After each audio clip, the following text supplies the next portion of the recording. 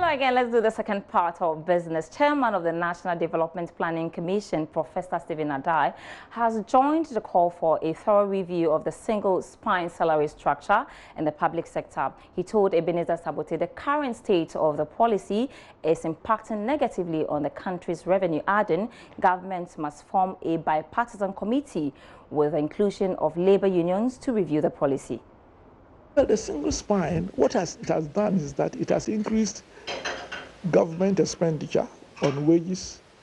Practically, many of the departments and the ministries don't have what to work with. And therefore, as a country, we can continue paying salaries, and of course, they are even asking for more.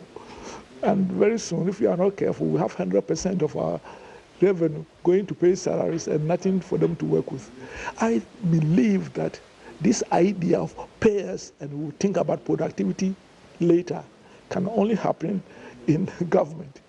Productivity and wages should be always determined at the same time. I would like to see a tripartite agreement whereby, or in this case, bipartisan one between the labor in the public sector and the government, saying that, look, there's not going to be any salary increase unless there's a corresponding increase in productivity reflected in government revenue. So if you get a 20% revenue, I'll increase your salary, say, by 18%. If not, that's where we get the money. Cocoa farmers should continue to subsidize the public servant. That's no good. A developing country like Ghana, much of the preconditions for development take place in the public sector. We are talking about the utilities, electricity, water, roads. We are talking about trade facilitation. We are talking about registration of businesses. We are talking, revenue correction and everything else. And each one of them, whether you call it a board or a council, it's the same. They have to follow sound corporate practices. Because if they don't perform effectively, it affects everybody, whether you are in the public or private sectors. Somebody has said that, they used to say that, the private sector is the engine of growth. And they say that the drivers are the public sector. If you have an engine, somebody must drive it. So I think that we must give equal attention to the public sector governing bodies. And at this moment, as a nation, we have a crisis. And the crisis comes in the form of, every change of government, all the board are dissolved. Now, virtually all the chief executive of state-owned institutions are removed, and you start it all over again. It happened in an 8-year cycle. The last one is 4-year cycle. And remember, it takes some time before the governments themselves settle in, so people will have been in positions for only 2 years, 3 years, and you change. No institution can perform effectively under those conditions. Let's do other stories now. Now, members of the Ghana Society of Physical Disabled, GSPD, are calling for enrollment of its chalk factory onto the One District, One Factory program to help revamp its operations. The factory once supplied up to 250,000 boxes of chalk to the Ghana Education Service until the business collapsed due to financial constraints. Karen Dodo has more in the following report.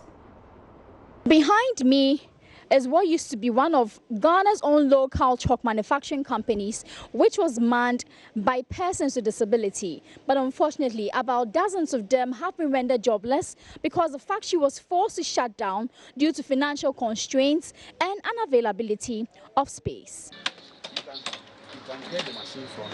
Elvis Alipui is one of the about 20 persons with disability who were rendered jobless some 5 years ago when the Treasure Chalk factory shut down. The factory was under supervision of the Ghana Society of Physically Disabled, a non-governmental organization for persons with disability. The production's manager, Elvis, recalls how they produced for the Ghana Education Service until they began facing financial challenges. Somebody will say the chalk is there, when you sell it later, we didn't get the money.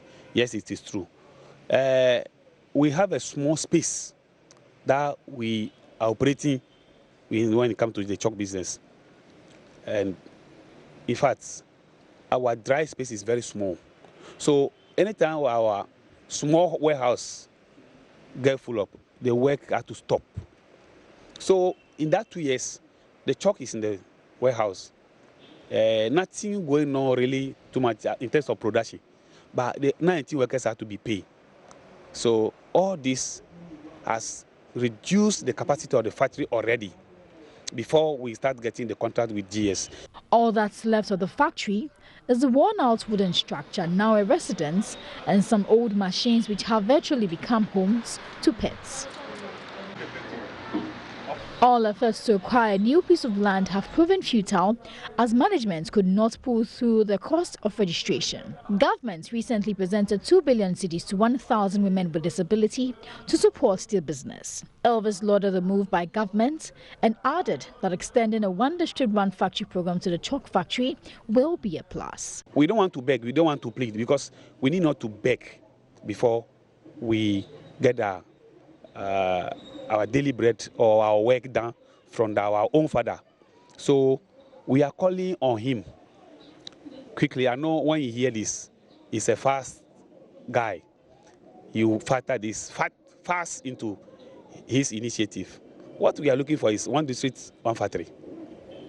And I know he can do it more than that. Here is the raw material for chalk production, gypsum, all gone to waste because the company has been forced to shut down due to the lack of financial support. Now the GSPD, that's the Treasure Chalk factory, is calling on government support to help them revamp their productions so as to produce a job for some persons with disability. Reporting here from the Accra Rehabilitation Center, Karen Dodu for Joy Business. Crude oil sold at $70.19 a barrel. Precious mineral gold went for $1,284.70 an ounce. Cocoa, however, traded at $2,300 a ton, while cotton went for a little over $73. The commodity news is next.